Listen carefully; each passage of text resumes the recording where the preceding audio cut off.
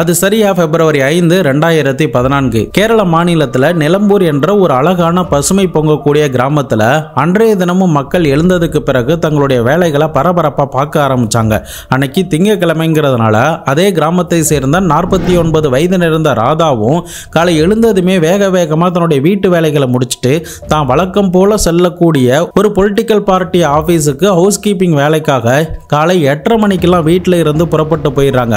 இந்த ராதா எப்போதுமே அந்த ஆபீஸுக்கு மற்ற ஆட்கள்லாம் வருவதற்கு முன்னாடியே 9 மணிக்கெல்லாம் ஆபீஸுக்கு போயிட்டு தன்னுடைய வேலைகளை தொடங்குவாங்க. அன்னைக்குமே அப்படிதான் அவங்களுடைய வேலைகளை தொடங்கி இருந்திருக்காங்க. ஆனா காலையில வேலைக்கு போன இந்த ராதா எப்போதுமே ரெகுலரா வீட்டுக்கு வரக்கூடிய டைமிங்கான மதியம் 3 மணிக்கெல்லாம் இவங்க வீட்டுக்கு வரல. இதனால அந்த குடும்பத்தார்கள் இந்த ராதாவுக்கு கால் பண்ணி பார்க்கறாங்க. அப்போ மொபைல் நாட் ரீச்சபிள்னு வந்திருக்கு. சரி, ஒருவேளை வேற ஏதாவது வேலைகள் இருக்கலாம் அப்படின்னு சொல்லிட்டு அந்த குடும்பத்தார்கள் மெல்லமா கொஞ்சம் நேரத்தை கடத்த ஆரம்பிச்சாங்க. பட் அதுக்கப்புறமும் ஈவினிங் 5 மணி ஆகியுமே ராதா வீட்டுக்கு வராததுனால பதட்டமான ராதாவுடைய தம்பி மற்றும் ராதாவுடைய கணவர் உடனடியாக ராதாவுக்கு கால் பண்ணி பார்க்குறாங்க. பட் அந்த நேரத்திலையுமே மொபைல் நாட் ரீச்சபிள்னு வந்ததுனால என்னாச்சோ ஏதாச்சோ அப்படின்னு பதட்டமாகி உடனடியாக ராதா வேலை பார்க்கக்கூடிய அந்த பொலிட்டிக்கல் பார்ட்டி ஆஃபீஸோடைய பில்டிங்க்கு போயிட்டு அங்கே இருக்கிற ஆட்கள் கிட்ட கேட்குறாங்க. இந்த மாதிரி ராதா வந்து காலையில் வேலைக்கு வந்தாங்க, ஆனால் 3 மணிக்குள்ளே எப்படியுமே வீட்டுக்கு வந்துடுவாங்க, ஆனால் இன்னைக்கு வரவே இல்லை, நீங்கள் பார்த்தீங்களா, எங்கே போனாங்கன்னு தெரியுமா அப்படின்ற மாதிரி அந்த ஆஃபீஸில் இருந்த சில ஆட்கள் கிட்ட ராதாவுடைய கணவரும் ராதாவுடைய தம்பியும் கேட்குறாங்க. பட் அந்த நேரத்தில் அங்கே இருந்தவங்க அவங்க எப்போவே வேலை முடிச்சுட்டு போயிட்டாங்களே, இந்நேரம் வீட்டுக்கு வந்திருக்கணுமே, வீட்டுக்கு வரலையா, ஒருவேளை சொந்தக்காரங்க வீட்டுக்கு எங்கேயாவது போயிருக்கலாம், டவர் சரியாக கிடைக்காததுனால நாட் ரீச்சபிள்னு வரலாம், அதனால கொஞ்சம் நேரம் வெயிட் பண்ணி பாருங்க, அப்படியும் வரலன்னா நாங்களுமே சேர்ந்து வந்து தேடுறோம், நாங்களும் உதவி பண்றோம் அப்படின்ற மாதிரி சொல்லியிருக்காங்க. இதனால வேற என்ன பண்றதுன்னு தெரியாம ஒரு குழப்பத்தோடைய அந்த தம்பியும் கணவரும் நடந்தபடி தங்களுடைய வீட்டுக்கு வந்திருக்காங்க. பட் அடுத்த நாள் விடிந்ததுக்கு பிறகும் கூட ராதா வீடு திரும்பவே இல்லை. இதனால வேற வழி இல்லாம ராதாவுடைய கணவர் பக்கத்துல இருக்கிற நிலம்பூர் போலீஸ் ஸ்டேஷன்ல போயிட்டு தன்னுடைய மனைவியை காணோம் அப்படின்னு ஒரு மிஸ்ஸிங் கம்ப்ளைண்ட கொடுக்கிறாரு. பட் அந்த நேரத்தில் போலீஸ் ஆபீசர் கண்டிப்பா நாங்க சீக்கிரமா ஆக்ஷன் எடுக்கிறோம், நீங்களும் பயப்பட வேண்டாம், எங்களுக்கு ஏதாவது இன்ஃபர்மேஷன் கிடைச்சதுன்னா உங்களுக்கு ஷேர் பண்றோம், உங்களுக்கும் அதே மாதிரி ராதாவை பத்தின இன்ஃபர்மேஷன் ஏதாவது கிடைச்சதுன்னா எங்களுக்கு ஷேர் பண்ணுங்க, தைரியமா இருங்க அப்படின்னு சொல்லி ராதாவுடைய அங்க அடையாளங்கள், கடைசியா அவங்க போட்டிருந்த உடைகள் என்னென்ன, கடைசியா அணிந்திருந்த ஜுவல்ஸ் எல்லாம் என்னென்ன அப்படின்ற முதற்கொண்டு எல்லாத்தையுமே பக்காவா டீட்டெயிலா வாங்கி கொண்டுதான் அன்னைக்கு அந்த கணவர் மற்றும் தம்பியை போலீஸ் ஸ்டேஷன்ல இருந்து அனுப்பியிருக்காங்க. பட் அதுக்கப்புறமும் போலீஸுக்கா இருக்கட்டும், இன்னொரு பக்கம் இந்த குடும்பத்துக்கா இருக்கட்டும், ராதாவை பத்தின எந்த ஒரு தடயமுமே கிடைக்கவே இல்லை. இதனால மொத்த குடும்பமும் வருத்தத்திலையும் கவலையிலையும் இருந்த நேரத்துல தான் சரியா 5 நாட்கள் கழித்து பிப்ரவரி 10, 2014 அன்னைக்கு இந்த நிலம்பூர் கிராமத்துல இருந்து 10 கிலோமீட்டர் தள்ளி இருக்கிற ஏரிக்கு எப்போதும் போல குஞ்சன் அப்படின்ற ஒருத்தர் அந்த ஏரிக்கு குளிக்க வந்திருக்காரு. அந்த நேரத்துல அந்த ஏரியில ஏதோ அரக்கு கலர்ல வித்தியாசமா மிதக்கிறத பாக்குறாரு. ஒருவேளை ஆடு மாடு அப்படி இல்லைன்னா நாய் ஏதாவது இறந்து மிதக்குதோ அப்படின்னு தான் நினைச்சிருக்காரு. அதுக்கப்புறம் கிட்ட நெருங்கி போய் பார்க்கும்போது தான் அது ஒரு சாக்கு பை அப்படிங்கிறது தெரியுது. ஒருவேளை நேற்று பெஞ்ச மலையில அடிச்சுட்டு வந்திருக்குமா அப்படின்னு சொல்லிட்டு பயங்கர ஆர்வத்தோட அந்த சாக்கு மூட்டையை திறந்து பார்க்கும்போது தான் அவரால் தன்னுடைய வாழ்நாள்ல மறக்கவே முடியாத ஒரு அதிர்ச்சியை அந்த சாக்கு பைக்குள்ள இருந்த பொருள் கொடுத்துச்சு. பிகாஸ் அந்த சாக்கு பைக்குள்ள ஒரு பொண்ணுடைய உடம்பு, கை கால்கள் கட்டப்பட்ட நிலையில கொடூரமான முறையில் வீங்கினபடியா இருக்கிறத பார்த்துருந்துருக்காரு. இதை பார்த்து மிரண்டு போன அந்த நபர் உடனடியாக அதை அப்படியே போட்டுட்டு கரைக்கு ஓடி வந்து அங்க இருக்கிற சக கிராம மக்கள் கிட்ட சொல்றாரு. அதுக்கப்புறம் தான் போலீஸுக்கே தகவல் கொடுக்கப்படுது. தகவல் கிடைச்சதுமே போலீஸ் ஆபீசரும் சம்பவ இடத்துக்கு வந்திருக்காங்க. அதுக்கப்புறம் தண்ணியில இருந்து பத்திரமா அந்த சடலத்தை மேலே எடுத்துட்டு வந்து இமிடியேட்டா ஃபாரன்சிக் ஆபீசரையுமே வர வச்சு செக் பண்ணி பார்க்குறாங்க. அப்படி செக் பண்ணி பார்த்ததுல இறந்து போன இந்த பெண்ணுக்கு 40 இருந்து 50 வயதுக்குள்ள இருக்கலாம் அப்படின்னு சொல்றாங்க. அதே சமயம் அவங்களுடைய முகத்திலையும் கழுத்திலையும் இருக்கிற காயத்தை வச்சு பார்க்கும்போது இவங்களை யாரோ கொலை பண்ணதுக்கு பிறகுதான் இந்த சாக்கு மூட்டையில கட்டி இங்க தூக்கி போட்டிருக்கணும் அப்படின்னு ஒரு அனுமானத்தோட சொல்லி இருந்திருக்காங்க. மேற்கொண்டு டீடைல்ஸ் எல்லாமே நம்ம அட்டாப்சி பண்ணா மட்டும்தான் நமக்கு தெரியும் அப்படின்ற மாதிரி சொல்றாங்க. ஆனா அதுக்கு முன்னாடி போலீஸ் இந்த ஏரியாவை சுத்தி ஏதாச்சும் மிஸ்ஸிங் கேஸ் ரெஜிஸ்டர் ஆயிருக்கான்னு பாக்குறாங்க. பிகாஸ் அந்த பாடியோடைய கண்டிஷனை வச்சு பார்த்ததுல கிட்டத்தட்ட ஒரு வாரம் தண்ணியில் ஊறி போன மாதிரியும் ஆல்ரெடி டீகம்போஸ் ஆக ஸ்டார்ட் ஆயிடுச்சுன்னும் இந்த டைமில் ஃபேஸ் ஐடென்டிஃபிகேஷன் பண்ணுறதே ரொம்ப கஷ்டமாக இருக்கும். இன்னும் டைம் போச்சுன்னா மொத்தமாகவே முகத்தை நம்மளால் கண்டுபிடிக்க முடியாது. அதனால் மிஸ் ஆகி போன எல்லாருடைய டிஎன்ஏ மற்றும் அங்க அடையாளங்களை வைத்து ஈஸியாக இந்த பாடியை ஐடென்டிஃபை பண்ணலாம் அப்படின்னு அவங்க அடுத்த கட்ட ஆக்ஷனில் இறங்க ஆரம்பிச்சாங்க. இதனால போலீஸ் உடனடியாக மிஸ்ஸிங் கம்ப்ளைண்ட் கொடுத்த எல்லா குடும்பத்துக்கும் கால் பண்ணி கிரைம் ஸ்பாட்டுக்கு வர வச்சு அவங்கள அடையாளம் காண சொல்றாங்க. அப்படி எல்லாருமே வரவழைக்கப்பட்டு ஒவ்வொருத்தரா அந்த சடலத்தை அடையாளம் பார்க்கும்போது தான் ராதாவுடைய கணவரும் சம்பவ இடத்துக்கு வந்து பார்த்துட்டு இது என்னுடைய மனைவி ராதா தான் அப்படின்னு தலையில அடிச்சுக்கிட்டு அந்த இடத்துலயே அழுது இருந்திருக்காரு. உன்னை யாரு இப்படி பண்ணது, என்னாச்சு உனக்கு அப்படின்னு தேம்பி தேம்பி அழுவுறத சுத்தி இருந்த எல்லாரும் பார்த்துட்டு பரிதாபப்பட்டிருக்காங்க. இன்னொரு பக்கம் ராதாவுடைய மற்ற உறவினர்களுக்கும் தகவல் கொடுக்கப்பட்டதுனால அவங்களுமே கிரைம் சீனுக்கு வந்து ராதா போட்டிருக்கிற ட்ரெஸ் அவங்களுடைய அங்க அடையாளங்களை வச்சு அது ராதா தான் அப்படிங்கிறத உறுதிப்படுத்துறாங்க.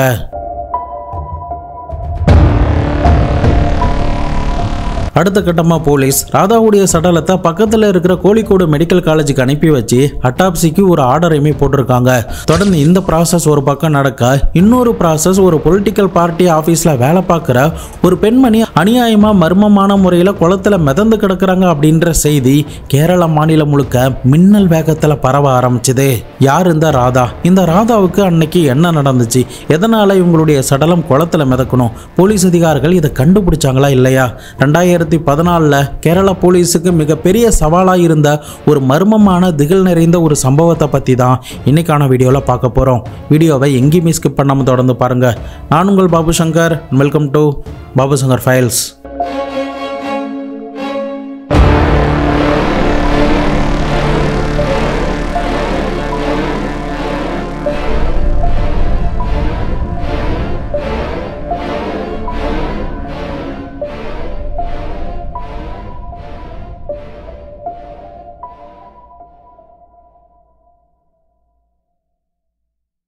வீடியோஸ்லாம் பிடிச்சிருந்ததுன்னா மறக்காமல் லைக் பண்ணி பாருங்கள். அப்போ தான் நிறைய பேருக்கு ரெக்கமெண்டில் போய் சேரும். ப்ளஸ் எல்லா வீடியோஸ்லையுமே நம்ம எந்த டாபிக் பற்றி பேசுகிறோமோ அதை பற்றி நீங்கள் ஏதாவது டிஸ்கஸ் பண்ணால் ரொம்ப நல்லாயிருக்கும்னு நினைக்கிறேன். நானுமே உங்கள் கூட வந்து டிஸ்கஸ் பண்ணுறேன். ஸோ மறக்காமல் கமெண்ட் பாக்ஸில் உங்களுடைய ஒப்பீனியனை சொல்லிட்டு போங்க.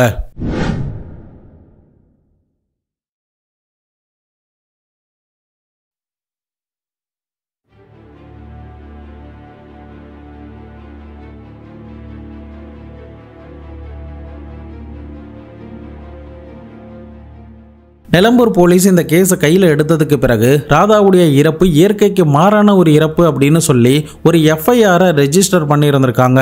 மேற்கொண்டு அவங்க வேலை பார்க்குற இடம், ஃபேமிலி, ரிலேட்டிவ்ஸ் அப்படின்னு எல்லாருக்கிட்டையுமே விசாரிக்க ஆரம்பித்தாங்க.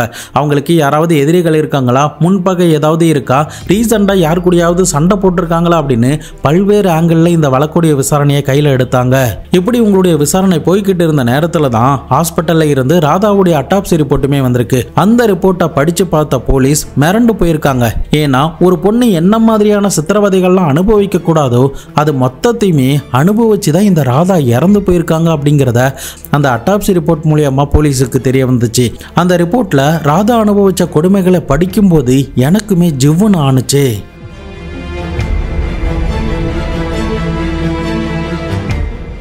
அதற்கு காரணம் அவங்க உயிரோடு இருக்கும்போது விலா எலும்புல கிட்டத்தட்ட 7 இருந்து 9 எலும்புகள் கிட்ட உடஞ்சிருந்தது. அதோட நுரையீரலில் காயம் ஏற்பட்டு இருந்துச்சு. இது கூட தலையோடைய பின்பக்கத்தில் பலமான காயம், ரைட் சைட் கண்ணுக்கு மேலே இருந்த எலும்பு ஃப்ராக்சர், வாய் உட்பட சில இடங்கள்ல காயம் அப்படின்னு ஒரு பெரிய லிஸ்டே இருந்துச்சு. பட் இது எல்லாத்தையும் 2ஆம் நிலை காயங்கள்னு தான் சொன்னாங்க. ஏன்னா இந்த காயங்கள் எதுவுமே ராதாவுடைய மரணத்துக்கான காயங்கள் இல்லை அப்படின்னு சொன்னாங்க. அப்போ மரணத்துக்கான காயம் என்னன்னு தானே கேட்குறீங்க?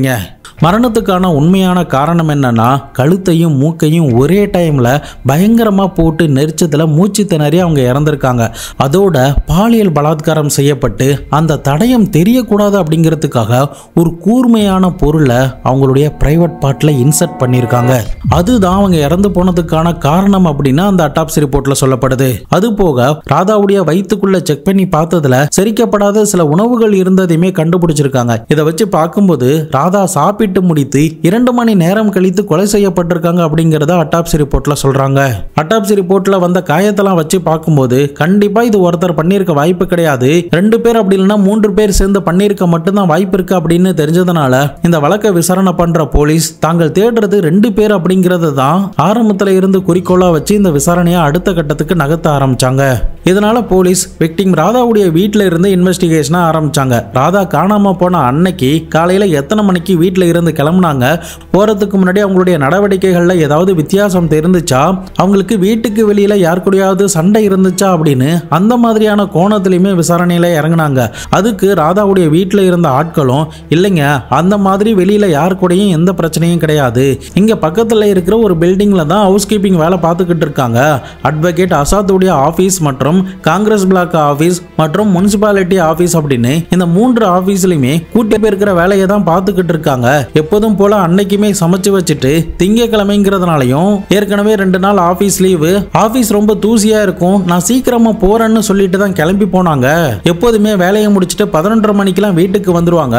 ஒருவேளை மறுபடியும் வேலை இருந்தா ஆபீஸுக்கு போயிட்டு மதியம் 3 மணிக்கெல்லாம் ரிட்டர்ன் வந்துருவாங்க. ஆனா சம்பவம் நடந்த அன்னைக்கு 11:30 மணிக்கு வீட்டுக்கே வரல. எப்பவும் வீட்டுக்கு வர ஆளு வரலையேன்னு சொல்லிட்டு நான் உடனே கால் பண்ணேன், அப்பவுமே மொபைல் நாட் ரீச்சபிள்னு தான் வந்துச்சு. அதுக்கப்புறம் சாயங்காலம் ஆகியும் வராததுனால ராதா வேலை செய்யற ஆபீஸ்ல போயிட்டு கேட்டேன். அங்க இருந்தவங்க எல்லாரும் காலையிலே கிளீன் பண்ணிட்டு போயிட்டாங்கன்னு சொன்னாங்க. அப்போ அந்த பில்டிங்ல காங்கிரஸ் ஆபீஸோடைய இன்சார்ஜான பிஜு நாயர் மற்றும் அவருடைய டிரைவரான சம்சுதீனும் இருந்தாங்க. அவங்க கிட்டையும் நான் கேட்டோம், அவங்க வேலை முடிச்சுட்டு கிளம்பி போயிட்டாங்களே, இன்னும்மா வீட்டுக்கு வரல, நைட்டு வரைக்கும் வெயிட் பண்ணி பாருங்க, அப்பவும் வரலன்னா போலீஸ் கம்ப்ளைண்ட் பண்ணலான்னு சொன்னாங்க.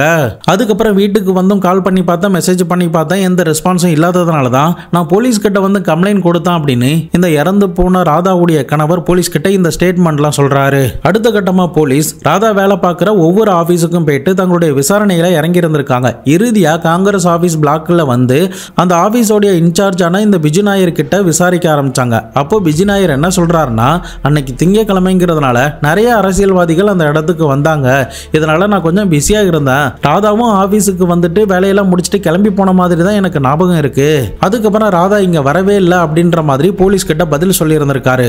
இதனால போலீஸுக்கும் வேற என்ன பண்றதுன்னு தெரியாம அந்த ஆபீஸை சுத்தி இருக்கிற மற்ற கடைகள் கிட்ட விசாரணையை தொடங்குறாங்க. அப்படி தொடங்கும் போது தான் ஒரு முக்கியமான ஒரு தடயம் போலீஸுக்கு கிடைக்க ஆரம்பிச்சது. அது என்னன்னா, அங்க இன்சார்ஜா வேலை பார்க்குற பிஜு நாயர் பல பெண்கள் கூட இல்லீகல் அஃபேர்ல இருக்காரு அப்படின்னும், அப்பப்போ ராதா கிட்ட இந்த விஷயத்துக்காக பல வாட்டி திட்டு வாங்கியிருக்காருன்னும் அங்க இருந்த ஊர் மக்கள் சில பேர் இதை எல்லாத்தையுமே போலீஸ் கிட்ட சொல்றாங்க. போலீஸுக்கு இப்போ பிஜு மேல சந்தேகம் வருது. அது மட்டும் இல்லாம சம்பவம் நடந்த அன்னைக்கு ராதா மற்ற ஆபீஸ் எல்லாமே கிளீன் பண்ணிட்டு வெளியே வரத அந்த பில்டிங்ல இருந்த மற்ற கடையாட்கள் எல்லாருமே பாக்குறாங்க. ஆனா கடைசியா காங்கிரஸ் ஆபீஸ்க்குள்ள வேலைக்கு போனவங்க ரிட்டர்ன் திரும்பியே வரல அப்படின்னும், அதுக்கப்புறம் நாங்க ராதாவை பார்க்கவே இல்லை அப்படின்னும் ஒரு ஷாக்கிங்கான டீட்டெயிலை கொடுக்கறாங்க.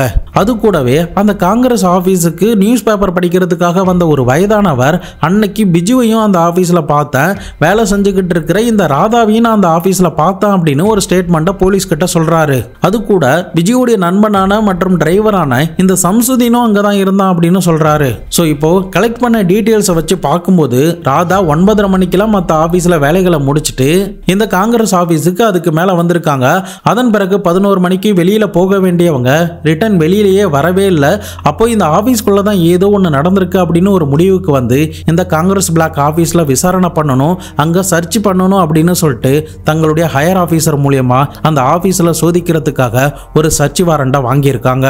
ஏற்கனவே அட்டாப்சி ரிப்போர்ட்ல டாக்டர் சொன்ன மாதிரி இந்த கொலையை ஒருத்தர் அப்படி இல்லைன்னா 2 பேர் சேர்ந்து தான் பண்ணியிருக்கணும் அப்படின்னு சொல்லப்பட்டதுனால காங்கிரஸ் ஆபீஸ்ல இருந்த இந்த பிஜு நாயர் மேலையும் அவருடைய நண்பனான சம்சுதீன் மேலையும் தான் போலீஸுக்கு சந்தேகம் வந்து அரெஸ்ட் பண்ண ஆரம்பிச்சாங்க. இந்த 2 பேருமே அந்த நேரத்தில் அரெஸ்ட் பண்ணும்போது பிஜு நாயருக்கு எந்த அளவுக்கு பொலிட்டிக்கல் சப்போர்ட் இருக்கு அப்படிங்கிறதே தெரிஞ்சது. ஏன்னா அந்த நேரத்தில் காங்கிரஸ் கட்சியில இருந்த அந்த மாநிலத்தோடைய மின்சார மற்றும் ஆற்றல் துறையோடைய அமைச்சரான ஆரியதான் முகமது என்ற அமைச்சர்கிட்ட இந்த பிஜு நாயர் பர்சனல் அசிஸ்டண்டா வேலை பார்க்கறான் அப்படின்னும், அதனால அந்த கட்சி சம்பந்தமான ஆட்கள் பிஜு நாயரை கைது பண்ணக்கூடாது அப்படின்னு பல போராட்டங்கள்ல இறங்க ஆரம்பிச்சாங்க. இதனால பிஜு நாயருக்கு அரசியல் ரீதியா பெரிய செல்வாக்கு இருக்கு, அதனால லோக்கல் போலீஸை கண்டிப்பா சரிவர விசாரிக்க விட மாட்டாங்க, அதனால ஒரு ஸ்பெஷல் இன்வெஸ்டிகேஷன் டீமை ஃபார்ம் பண்ணா மட்டும்தான் இந்த வழக்கோடைய உண்மைத்தன்மை வெளியில வரும் அப்படின்னு கவர்மெண்ட்டுக்கு பல்வேறு சைட்ல இருந்து பிரஷர் வர ஆரம்பிச்சது. அதன் அடிப்படையில் வேற வழி இல்லாம இந்த விஜய் நாயர் வழக்கை விசாரணை பண்றதுக்காக ஒரு எஸ்ஐடி ஃபார்ம் பண்ணப்பட்டு இந்த வழக்குடைய மொத்த டாக்குமெண்ட்டுமே லோக்கல் போலீஸ் கிட்ட இருந்து ஸ்பெஷல் இன்வெஸ்டிகேஷன் டீமுக்கு மாற ஆரம்பிச்சது. இந்த எஸ்ஐடி டீம் இந்த வழக்குக்குள்ள வந்ததுக்கு பிறகுதான் வழக்குடைய விசாரணையை சூடு பிடிக்க ஆரம்பிச்சது. ஏன்னா முதற்கட்டமா அந்த ஆபீஸ்ல தான் போயிட்டு விசாரணை பண்ணாங்க. எப்போதுமே வழக்கமான ஆங்கிள் அந்த ஆபீஸை கம்ப்ளீட்டா சோதனை பண்ணும்போது அங்க இருக்கிற ஒரு ஸ்டோர் ரூமை பார்த்துருக்காங்க. அந்த ஸ்டோர் ரூமை பார்த்ததும் இந்த விஜய் நாயர் கிட்ட அது என்ன ஸ்டோர் ரூம் அப்படின்னு சொல்லி கேட்கும்போது, பழைய பொருட்களை நாங்க போட்டு வைப்போம், முக்கியமா சில கம்ப்யூட்டர்ஸ் பல டாக்குமெண்ட்ஸ் எல்லாத்தையுமே அங்கதான் போட்டு வைப்போம், அந்த ரூம் இப்ப புழக்கத்தில் இல்லை அப்படின்ற மாதிரி சொல்லி இருந்திருக்கா. பட் போலீஸ் வந்து இவனை விசாரணை பண்ணிக்கிட்டே வரும்போது அந்த ரூம்ல இருந்து ஏதோ ஒரு கெமிக்கல் ஸ்மெல் வர மாதிரி இருந்திருக்கு.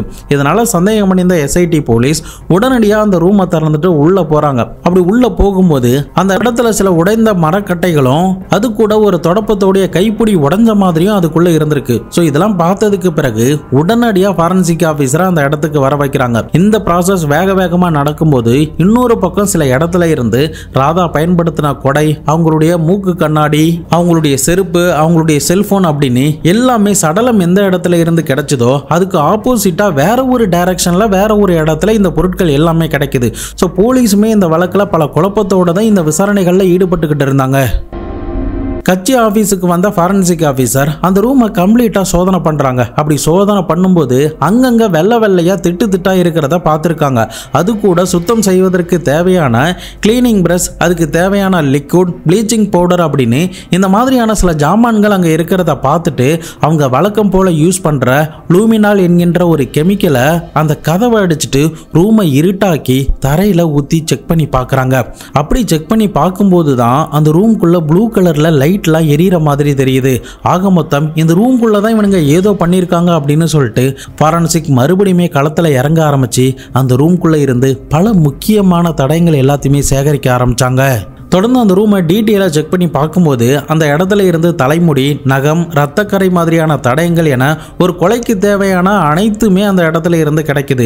இதை தவிர கிடைச்ச தடயத்தை பத்திரமா சேகரித்து டிஎன்ஏ லேபுக்குமே அனுப்பி வைக்கிறாங்க. அதுக்கப்புறம் போலீஸ் வந்து இந்த பிஜு மற்றும் அவனுடைய நண்பனான சம்சிதினுடைய கால் ஹிஸ்டரி, சாட் ஹிஸ்டரி அப்படின்னு எல்லாத்தையுமே செக் பண்ணி பார்க்குறாங்க. அதில் சம்பவம் நடந்த நாளான பிப்ரவரி 5ஆம் தேதி இந்த ரெண்டு பேரும் மாறி மாறி அடிக்கடி கால் பண்ணியிருக்காங்க.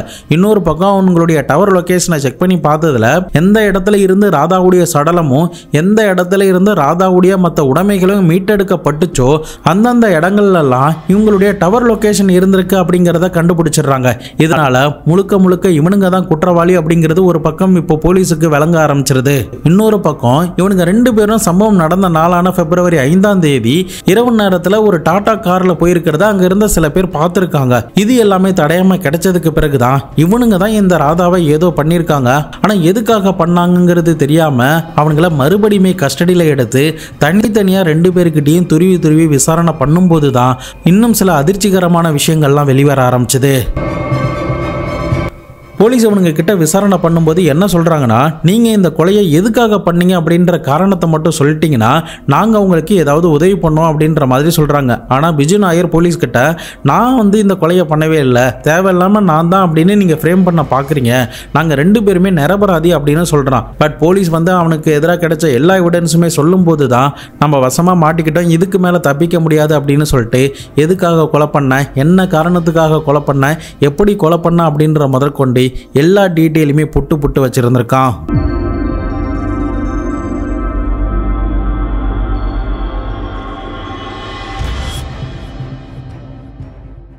விஜய் நாயர் போலீஸ் கிட்ட சம்சீதினும் நானும் பயங்கரமான க்ளோஸ் ஃப்ரெண்ட், எனக்கு என்ன வேணும்னாலும் இவன் பண்ணுவான், அந்த அளவுக்கு நாங்க க்ளோஸ் ஃப்ரெண்ட், நாங்க எப்போதுமே ஒன்னா தான் இருப்போம், நான் பண்ற தப்புகள் எல்லாமே அவனுக்கு தெரியும், அவன் பண்றதும் எல்லாமே எனக்கு தெரியும், அந்த அளவுக்கு நாங்க ரெண்டு பேரும் க்ளோஸ் ஃப்ரெண்ட். எனக்கு இந்த ஊர்ல பல பெண்களோட தப்பான தொடர்பு இருக்கிறது எல்லாமே உண்மைதான், ஆனா எல்லாரும் அவங்களா விருப்பப்பட்டு தான் என்கிட்ட வருவாங்க, நானா யாரையுமே தேடி போகல.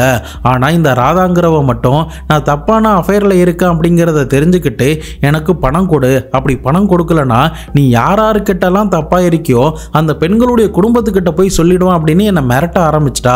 நானும் வேற வழி இல்லாம பணத்தை கொடுக்க ஆரம்பிச்சிட்டேன். ஆனா மறுபடியுமே ராதா வந்து அந்த பணம் பத்தல அப்படின்னு மீண்டும் மீண்டும் என்னை மிரட்டி பணம் பறிக்க ஆரம்பிச்சிட்டா. இதனால ஒரு கட்டத்தில் அவன் மேல எனக்கு பயங்கரமான வெறுப்பு வந்துச்சு. அதன் காரணமா தான் இதுக்கு ஒரு முடிவு கட்டணும், அவ செத்தா மட்டும்தான் இதுக்கு முடிவு கட்ட முடியும் அப்படின்னு நான் நம்பினேன். இதை பத்தி என்னுடைய நண்பன் கிட்ட சொல்லும்போது என்ன ஆனாலும் பரவாயில்ல, நான் உனக்கு உதவி பண்றேன் அப்படின்னு சொன்னா. அதன் அடிப்படையில தான் ராதாவை கொலை பண்ண நாங்க ஒரு சதி திட்டத்திலே இறங்கணும் அப்படின்னு போலீஸ் கிட்ட சொல்றான். பட் இன்னும் ஒரு சில ஆர்டிக்கல்ல என்ன சொல்லப்படுதுன்னா, இந்த ராதாவுக்கும் இவனுக்குமே தொடர்பு இருந்ததாகவும் அதை தெரிஞ்சுக்கிட்ட ராதா மற்ற பெண்கள் கிட்ட பேசக்கூடாது, அவங்க கூட ரிலேஷன்ஷிப்ல இருக்கக்கூடாது அப்படின்னு சொன்னதாகவும் அந்த காரணத்தினாலையும் இந்த பிஜு நாயர் ராதாவை கொலை பண்ணியிருப்பான் அப்படின்னு கூட சொல்லப்படுது. பட் அது எந்த அளவுக்கு உண்மை அப்படிங்கிறது தெரியல. சம்பவம் நடக்க போற நாளான பிப்ரவரி 5ஆம் தேதி எப்போதும் போல ராதா ஆபீஸுக்கு வந்துட்டாங்க. பட் அன்னைக்கு தான் ராதாவை கொலை பண்ணணும் அப்படின்னு நாங்க 2 பேரும் பிளான் பண்ணியிருந்தோம். சரியா 11 மணிக்கு ஆபீஸ்ல கிளீனிங் வேலையெல்லாம் முடிச்சதுக்கு பிறகு நான் கிளம்புறேன் அப்படின்னு சொன்னான். ஆனா நான் தான் அந்த பழைய ஸ்டோர் ரூம்ல ரொம்ப டஸ்டா இருக்கு, அதை கிளீன் பண்ணு அப்படின்னு சொன்னேன். உடனே ராதாவும் அந்த ரூமுக்கு போனான். அதுக்கப்புறம் நானும் என்னுடைய நண்பனும் அந்த ரூமுக்குள்ள நுழைஞ்சு ராதாவுடைய வாயை பத்தி பயங்கரமா கண்ணா பின்னான்னு போட்டு அடிச்சோம். அதுக்கப்புறம் அவ மயக்கம் போட்டு விழுந்துட்டா. அதன் பிறகு நாங்க 2 பேரும் சேர்ந்து அவளை பாலியல் பலாத்காரம் பண்ணோம். அது தெரியாம இருக்கணும் அப்படிங்கிறதுக்காக டைல்ஸ் கூட்டுறதுக்கு ஒரு தொடப்பம் ஒன்று யூஸ் பண்ணுவோம்ல, அந்த தொடப்பத்தோடைய கைப்பிடிய அவளுடைய பிரைவேட் பார்ட்ல அனுப்பி, அதாவது அந்த இடத்துல இந்த பாலியல் குற்றம் நடந்துச்சு அப்படிங்கிறத அழிப்பதற்காக நாங்க இந்த மாதிரி பண்ணோம் அப்படின்னு சொல்லி இருந்திருக்கான். இது முடிஞ்சதுக்கு பிறகு அவளுடைய தங்க நகைகள் மட்டும் எடுத்துக்கிட்டோம். அதுக்கப்புறம் அவளுடைய மற்ற உடைமைகள்லாம் தனியா கலட்டி வச்சுக்கிட்டோம். அதன் பிறகு அங்க இருந்த சாக்கு பையில அவளை ஒரு மூட்டையை கட்டி இரவு நேரம் வரைக்கும் காத்துக்கிட்டு இருந்தோம். பட் இந்த நேரத்தில் ராதாவை தேடி ராதாவுடைய கணவர், ராதாவுடைய தம்பி எல்லாம் வந்தாங்க. அவங்க வந்து எங்க ஆபீஸ்ல ராதா எங்க அப்படின்னு சொல்லி கேட்டப்ப கூட ராதா அப்பவும் சடலமா தான் அந்த மூட்டையில எங்க ஆபீஸ்ல இருந்தா அப்படின்னு சொல்லியிருக்கானுங்க. அதுக்கப்புறம் தான் 2 பேரும் சேர்ந்து இரவு நேரத்தில் கார்ல பக்கத்துல இருக்கிற ஒரு ஏரியில போயிட்டு இந்த ராதாவுடைய சடலத்தை தூக்கி போட்டுட்டோம். அதுக்கப்புறம் போலீஸை திசை திருப்பணும் அப்படிங்கிறதுக்காக வேற ஒரு டைரக்ஷன்ல இந்த ராதாவுடைய உடைமைகள் எல்லாத்தையுமே போட்டுட்டோம் அப்படின்னு சொல்லி இருந்திருக்காங்க. இப்போ இவனுங்க கிட்ட இருந்து வந்த வாக்குமூலம் எல்லாமே பக்காவா போலீஸ் கூட மேட்ச் ஆனதுனாலையும் அவங்களுக்கு கிடைச்ச டெக்னிக்கல் எவிடன்ஸ், லொகேஷன் முதற்கொண்டு எல்லாமே பக்காவா மேட்ச் ஆகிட்டதுனால இவங்களுக்கு எதிராக இருக்கிற ஆதாரங்கள் எல்லாத்தையுமே திரட்டி கோர்ட்ல சார்ஜ் ஷீட்டும் ஃபைல் பண்றாங்க. நீதிமன்றமும் இந்த குற்றவாளியை 5 நாட்கள்ல இந்த குற்றவாளியை பிடிச்சிருக்காங்க அப்படின்னு பாராட்டி இருந்திருக்கு. அதே சமயம் போலீஸ் இந்த கேஸை ரொம்ப பிரில்லியண்டா ஹேண்டில் பண்ணியிருக்காங்க அப்படின்னு கூட பாராட்டி இருந்தாங்க. இறுதியா இந்த பிஜு நாயர் மற்றும் சம்சுதீன் மேல இருக்கிற ஆதாரங்கள் எல்லாமே நிரூபிக்கப்பட்டதுனால கொலை, பாலியல் வன்புணர்வு, சாட்சியங்களை அளிச்சது, போலீஸை திசை திருப்பினது, அந்த பெண்ணுடைய நகைகளை திருடினது அப்படின்னு இந்த 5 குற்றத்துக்கு எதிராக இருக்கிற ஆதாரங்களும் சாட்சிகளும் நிரூபிக்கப்பட்டதுனால இவனுங்களுக்கு வாழ்நாள் சிறை தண்டனையை கேரள நீதிமன்றம் கொடுத்திருந்திருக்கு. தற்போதைக்கு இவனுங்க 2 பேரும் ஜெயில தான் கம்பி பண்ணிக்கிட்டு இருக்கானுங்க. ராதா கொலை செய்யப்பட்டு அடுத்த ஒரு வருஷத்திலே பிப்ரவரி 10, 2015 இந்த வழக்குடைய ட்ரையல்லாம் முடிஞ்சு இந்த தீர்ப்பை நீதிமன்றம் கொடுத்திருக்கு. அப்போ எந்த அளவுக்கு ஃபாஸ்டா இந்த விசாரணை நடந்து முடிஞ்சிருக்கும் அப்படின்னு பார்த்துக்கோங்க. அதற்கு காரணம் குற்றவாளி எந்த வழியிலுமே தப்பிச்சு போகாத அளவுக்கு பக்காவான டீட்டெயில்ஸ் எல்லாத்தையுமே போலீஸ் கலெக்ட் பண்ணி நீதிமன்றத்தில் தாக்கல் பண்ணதுதான். அதனால இந்த பிஜு நாயருக்கு எந்த லூப் ஹோலுமே கிடைக்காததுனால தான் அவனால இந்த கேஸ்ல இருந்து விடுதலையாகவே முடியல. வசமா மாட்டிக்கிட்டு இப்ப ஜெயில கம்பி பண்ணிக்கிட்டு இருக்கான். இந்த கேஸ்ல ராதாவும் அஃபேர்ல இருந்தாங்களா அப்படிங்கிறது சரியா தெரியல. பட் இதுல 2 பேருமே கொலை செஞ்சவனா இருக்கட்டும், கொலை செய்யப்பட்டவங்களா இருக்கட்டும், 2 பேருமே தப்பு பண்ணியிருக்காங்க. ஒரு ஆளை கொலை செய்ய தூண்டுறது, கோபத்தை மூட்டுறது, மிரட்டுறது, இந்த விஷயங்கள்லாம் ராதா பண்ணதுனால கடைசியில அவனுடைய கோபத்துக்கு இரையாயிட்டாங்க. பட் இன்னொரு பக்கம் இந்த பிஜு என்னதான் அவங்க அந்த மாதிரி பண்ணாலும் கொலை எதுக்குமே ஒரு நிரந்தர தீர்வை கொடுக்கவே கொடுக்காது. கடைசியில ஒரு தப்பை மறைக்கிறதுக்கு இன்னொரு தப்பு பண்ண போய் அது எந்த அளவுக்கு இவனுங்களை நிப்பாட்டி இருக்குன்னு பாத்துக்கோங்க. சோ அதனால கொலை எந்த விஷயத்துக்கும் ஒரு நிரந்தர தீர்வை கொடுக்காது. அதனால இந்த மாதிரியான பிரச்சனைக்கு ஒரே வழி பேச்சுவார்த்தை மட்டும்தான். ஒரு மனிதனுடைய வாழ்க்கையில இந்த தவறான ரிலேஷன்ஷிப் எந்த அளவுக்கு ஒரு பெரிய ஆபத்தையும் அவங்களுடைய வாழ்க்கையில சிக்கலையும் சில பிரச்சனைகளையும் கொடுக்குது அப்படிங்கிறத நிச்சயமா இந்த பிஜு நாயர் மற்றும் ராதாவுடைய வழக்கு மூலியமா நம்மளால தெரிஞ்சுக்க முடியும். நீங்க இந்த சம்பவத்தை பத்தி என்ன நினைக்கிறீங்க அப்படிங்கிறத மறக்காம கமெண்ட் பாக்ஸ்ல சொல்லிட்டு போங்க. இதை பத்தி உங்களுடைய நண்பர்களும் தெரிஞ்சுக்கணும்னு நினைச்சீங்கன்னா அவங்களுக்கும் ஷேர் பண்ணி விடுங்க. இந்த கிரைம் சேனல் இல்லாம மிஸ்டர் பாபு அப்படின்ற பேர்ல ஒரு யூடியூப் சேனல் நம்ம நடத்திட்டு வரோம். அந்த சேனலுமே வீடியோஸ்லாம் போய் செக் பண்ணி பாருங்க. வீடியோஸ்லாம் பிடிச்சிருந்ததுன்னா மறக்காம லைக் பண்ணி உங்களுடைய நண்பர்களுக்கும் ஷேர் பண்ணி விடுங்க. நாளை மறுநாள் வேற ஒரு கிரைம் கேஸோட வேற ஒரு வீடியோல உங்களை வந்து சந்திக்கிறேன். அதுவரைக்கும் உங்களிடமிருந்து விடைபெறுவது உங்கள் பாபு சங்கர்.